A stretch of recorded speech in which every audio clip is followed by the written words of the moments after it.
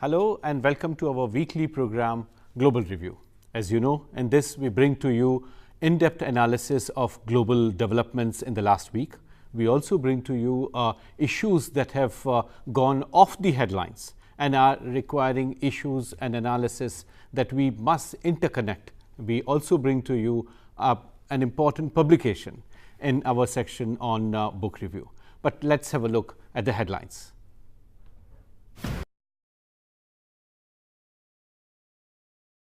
Syria kills 70. Indian embassy in Equatorial Guinea soon. Indian president announces setting up of more missions across Africa. Brazil's former president Lula surrenders, finally ends up in the jail he himself inaugurated. Right-leaning candidate wins in Hungary, poses more challenge for European integration process. Xi's contradictory stand on trade. At Bao Forum, he justifies continuing with liberalization, and Bangladesh brings in reservation for civil servant jobs for 1971 veterans. Conflict emerges.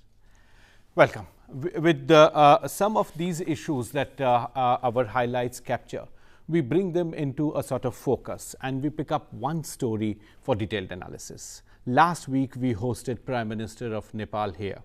Today, and across the globe, we pick up the details.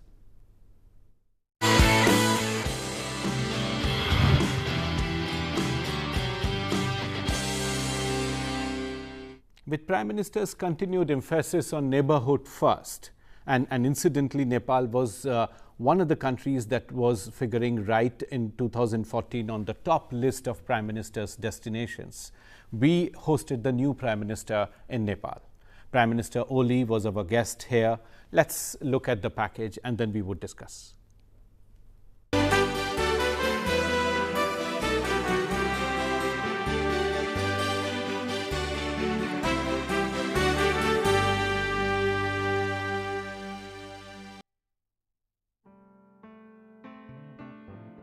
The Nepalese Prime Minister K.P.Oli's first visit to India after returning to power was a 3-day affair from April 6th to April 8th. The visit was perceived as successful on both sides. Trust building was deemed as the main outcome of the visit. The 3-day visit provided an opportunity to narrow down differences between Nepal and India that had cropped up between the two countries over the past few years. During the latest visit, Oli maintained a commitment to a liberal economy with private sector growth as key, keeping in mind that Indian firms account for around 40% of FDI in Nepal. A 12-point joint statement was issued suggesting a new degree of bilateral relations, taking it to a newer heights. The future of bilateral relations is to be based on equality, mutual trust, respect and benefit. 3 agreements were signed between Prime Minister Modi and Prime Minister Oli. The first is a strategic railway link between Raxaul in Bihar and Kathmandu in Nepal. This will be an electrified rail line built with India's financial support to enhance people-to-people contact and to allow bulk cargo movement with a landlocked neighbor. Secondly, India will help Nepal in the field of agriculture through organic farming, soil testing and education in farming. Third is an addition to the connectivity pacts between India and Nepal. The leaders decided to develop energy and inland waterway links again to increase transport and give sea access to the country. Prime Minister Oli also said that he intends to work closely with both China and India for Nepal's development. Prime Minister Modi reiterated the special friendship between the two nations and emphasized that support to Nepal as always will be based on the priorities and necessities decided by the government of Nepal. Equality, mutual trust, respect. These are the 3 words which have tried to capture our imagination back when we talk about India-Nepal relationship. Why it filters away every time when we talk of our neighborhood? This is the question we are posing to our panel here. Let me first introduce Professor S.D. Muni, who is a well-established expert in terms of India's relations with Nepal, has served in Nepal, and we are also joined today by Professor Sreeram Chaulia, well-known commentator on global affairs. Professor Muni, let me start it with you first. The idea of equality, mutual trust and respect, These are the three words which have been haunting us all the time whenever we talk about India-Nepal relationship. Right from our independence, when we entered into a sort of agreement, 1951, when the king came here for protection and sustenance of the kingdom. How you see, and you have been one of the keen observers of India-Nepal relationship, you have seen several regimes rise and fall, our relationship. How you look back and what kind of future you visualize today? See, the point is that Nepal is acutely conscious of the size and power differential with India, and therefore every small matter which I and you in India may see as a casual one appears to be larger than life when viewed from the Nepalese point of view. Therefore, they have feeling that sometimes they are not being treated with equality, sometimes their self-respect is ignored or we are not sensitive towards it, and that is why these issues come up again and again. And this is also true that many a times we also in our handling of these smaller neighbors ignore their sensitivity. We ignore the fact that we have to stoop low to conquer them, and because they are all the time conscious of this fact that India is too big, looms large, almost every sector of their life. But do you see a sort of equality sometimes undermined by us in terms of our engagement? Because the fresh beginning came in when Prime Minister Modi, when the idea was in terms of equality, positive vibes were all across. Till SAC summit, things were absolutely fine.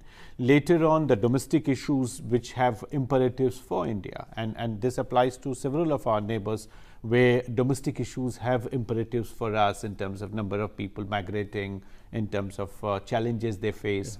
And I think India's role in earthquake was very well recognized.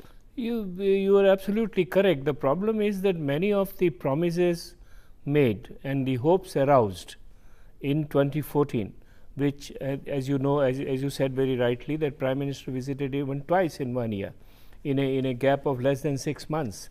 And then came the earthquake, where India was the first country to extensively extend the support. But Nepalese feel that these promises have not been translated into reality. I will give you one example. We made lot of commitments so far as the earthquake issue was concerned. That's right. And we have extended huge loan, I think to the tune of 1 billion soft loan or whatever.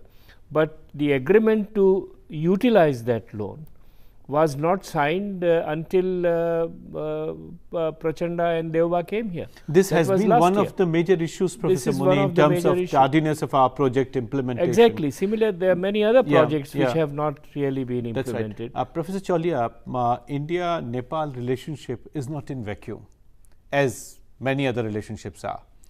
Geopolitics and regional context of it is extremely important. How you see other factors playing a role? I always recall what Girilal Jain said in 1956 in a very small book when he recalled his own field work of last 6 years, so 1951 to 56. And the very title of the book is China, India and Nepal. Yeah, so this triangulation has always, it's inevitable because of geography. And they say they are a double landlocked country with a northern neighbor and a southern neighbor, which are both major powers.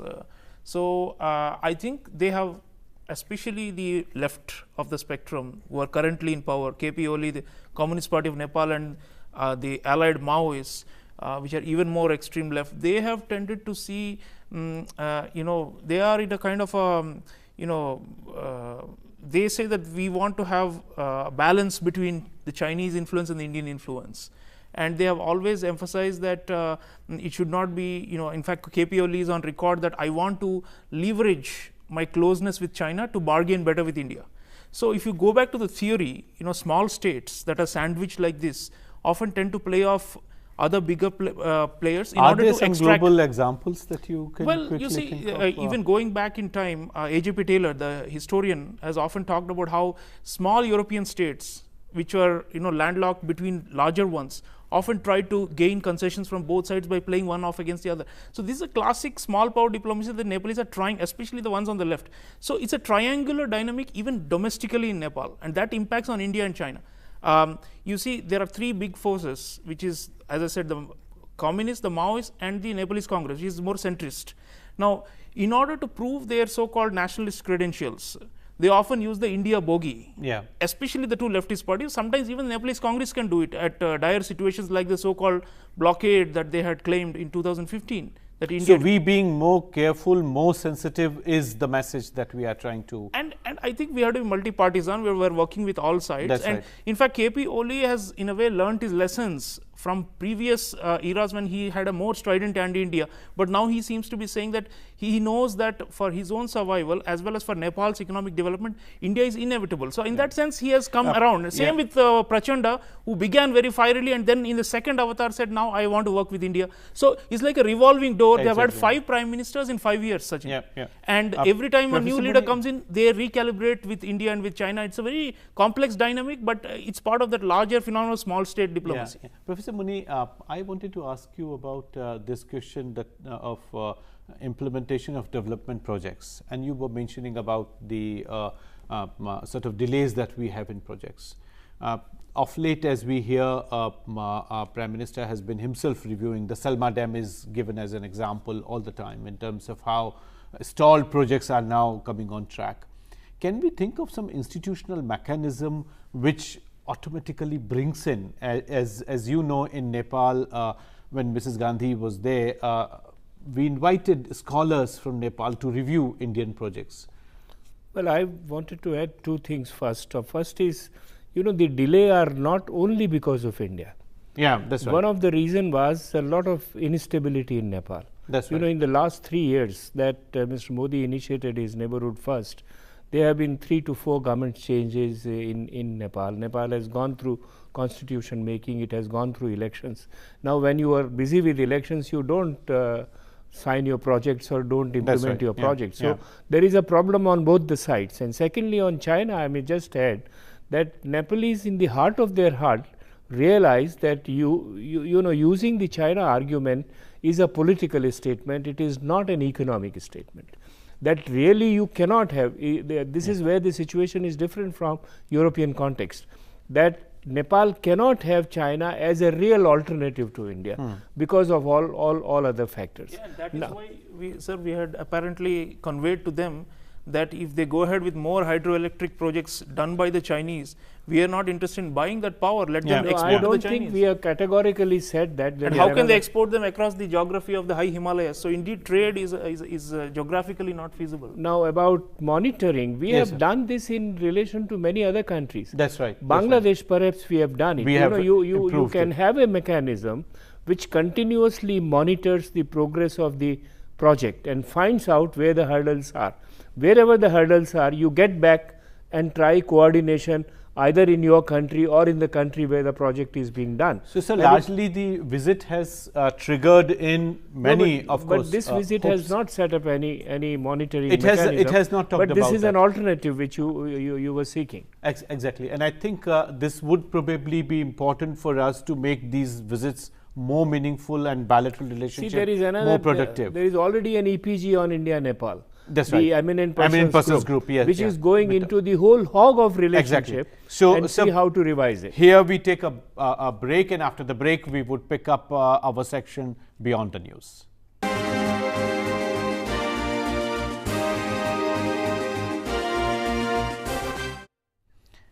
Welcome back. As you know, in this section we pick up a story which has gone off the headlines but remains extremely relevant. And today we talk about China. The new party provision, which takes away the cap of 2 terms for the premier, now is open for Xi Jinping's continuation. In this section, Beyond the News.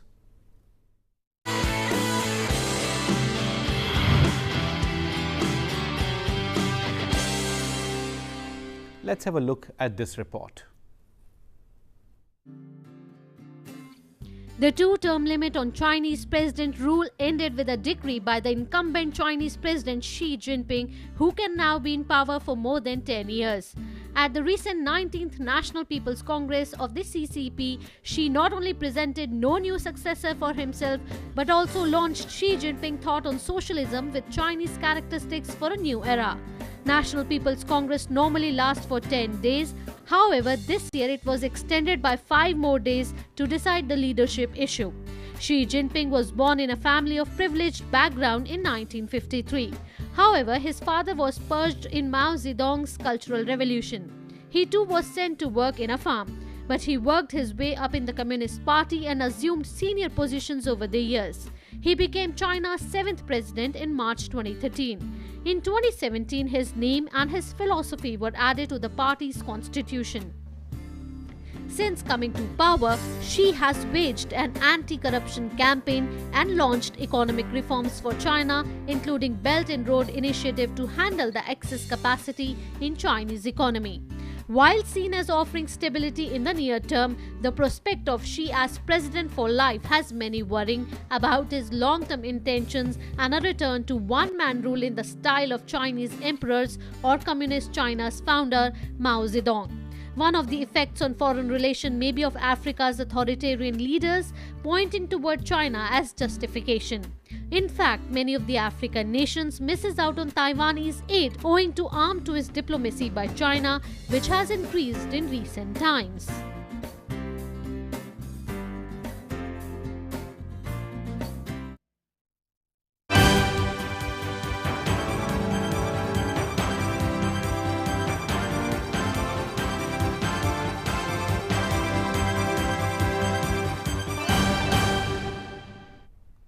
Given China's importance at the global level, the amount of development assistance that China is extending to African partners, what happens at political level in China is not merely confined to China alone. It has imperatives for several African countries, it has imperatives for Asia, and of course for India. We continue our discussion with our expert panel. Sreeram, I would come to you first to ask you how the removal of this cap in China and Xi Jinping's own vision being incorporated in the constitution, the idea of aggressive economic diplomacy that China is up with, how you see a role that Xi Jinping would be playing at the global level? It's definitely a massive concentration of power in one man's hands. As you know, earlier, after Deng Xiaoping died, they used to have a collective leadership which used to rotate every 5 or 10 years. And every 5 years, sometimes they could change the premier. Every 10 years, they used to change the presidents. But now, this continuity is being projected by Xi himself and the Communist Party as a good for China because it creates long-term continuity of policies. For example, Belt and Road. It is Xi Jinping's brainchild.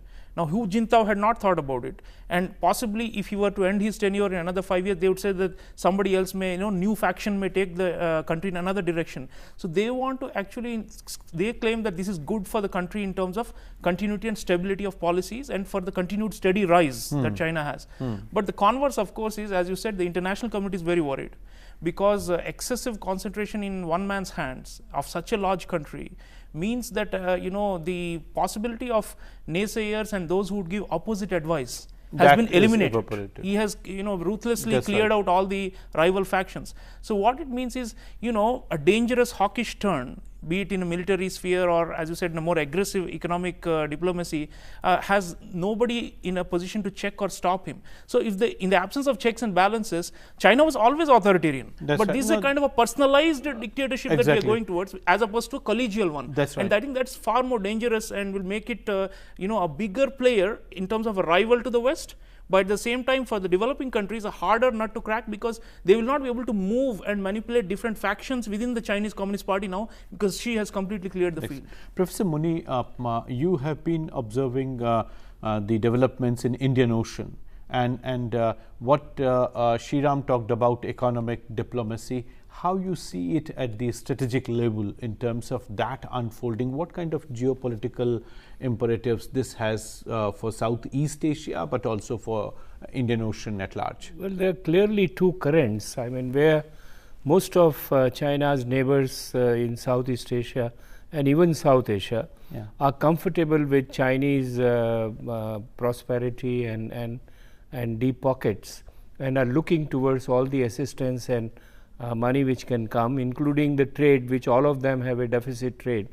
They are very uncomfortable on strategic count, whether it is South China Sea, whether it is even Mongolia on the Tibet issue, whether it is Vietnam in one way or the other, whether it is Singapore or Indonesia or even Malaysia and Thailand. So, they have problems on the strategic count. May I add here that this is what Xi Jinping is trying to do that, and perhaps he would succeed for the coming 5 years. I don't see much of the problem. But the problem of China would rise internally. Internally in the sense that with the growth, the internal distribution of resources have not taken place equally. That's right. And there are certain traps within which the dissent as well as what you call restlessness is very much visible, and Xi Jinping knows it, but there are no mechanisms still to address them. So, much depends upon how really he translates this growth and prosperity at the domestic count. Otherwise, he would have challenges. And when Professor Muni points out about internal traps that are coming in, don't discount Hong Kong and Taiwan. And let me, Sreeram, ask you about Taiwan. Recently, you might have come across the news a Taiwanese premier made through her statement on why Taiwan's development assistance to countries is being blocked by China under one China policy.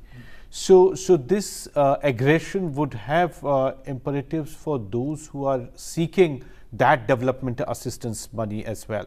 May I just add? Yes, sure. Yes. With Taiwan and also Tibet and Xinjiang. Sure.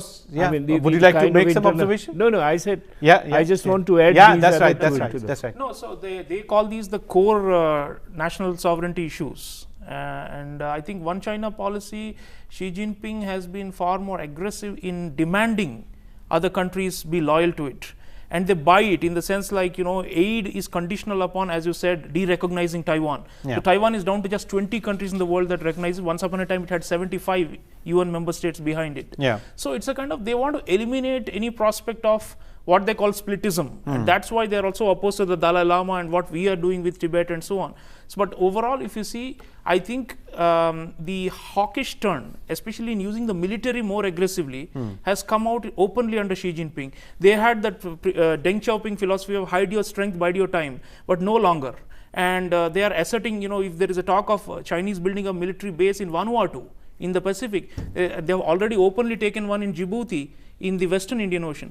We are also talking about a number of unofficial bases they have built up in the occupied parts of the South China Sea, Maldives. So, if you look at it this way, it is in an expansionist phase, and under somebody like Xi Jinping who talks about the Chinese dream and national rejuvenation, the code word for that is we want to become a major power, they say, and major power as in not only equal to the United States but surpass the United States, and not just in economic. And because he is emphasizing military, I fear that we are in for a lot of geopolitical contestation, especially in Indo-Pacific. No, I think this is extremely important for us to realize what kind of behavioral pattern we would see in our neighborhood, and of course in the larger neighborhood, as PM has been emphasizing upon, in terms of economic diplomacy, in terms of strategic outlook that the region is developing. But one thing, Sachin, I just want to add, Xi Jinping stuttered a little bit in 2015 when the stock market crashed and suddenly the economic numbers had to be pared down. From their usual 8, 9, healthy 10%, they have come down to 6, or some say even 4 or 5, which is the actual rate of growth. So, if that decelerates and he is not able to, because he is heavily still reliant on state-owned enterprises and public, public sector, his strategy is based on command and control, then he may face the challenges Professor Muni is talking about. Because right now, people say he has reduced corruption, and people say he has maintained economic growth and therefore we will support him. But for how long this is sustainable, and when a mistake happens and there is only one person at top, people blame that person. So, it's a risky strategy. Professor Muni, you mentioned about several other regions. Do you see them getting into any kind of internal sort of trap that you referred to? Well, I think Xi Jinping and the whole of China is extremely insecure when it comes to Tibet and Xinjiang. despite the apparent control which they have it. And that's why they are now getting involved into Afghanistan. That's why they are so deeply into Pakistan, largely to ensure that the Xinjiang area is stable. Yeah. And that's why they are so worried about South Asia. They are coming here, whether it is Bhutan, Nepal, even India. Yeah. One of their conditions with us is that you don't deal with the Dalai Lamas. And remember Mongolia, when they invited Dalai Lama, they were forced, humiliated. They were That's asked right. to apologize to the Chinese. Now that shows your internal insecurity. That's right. And that's what notable is. We now turn to our last section, in which we pick up a new publication, a new report or a book which captures the essence of what we discuss in our last section on Beyond the News. So today we pick up a book on China. Let's have a look.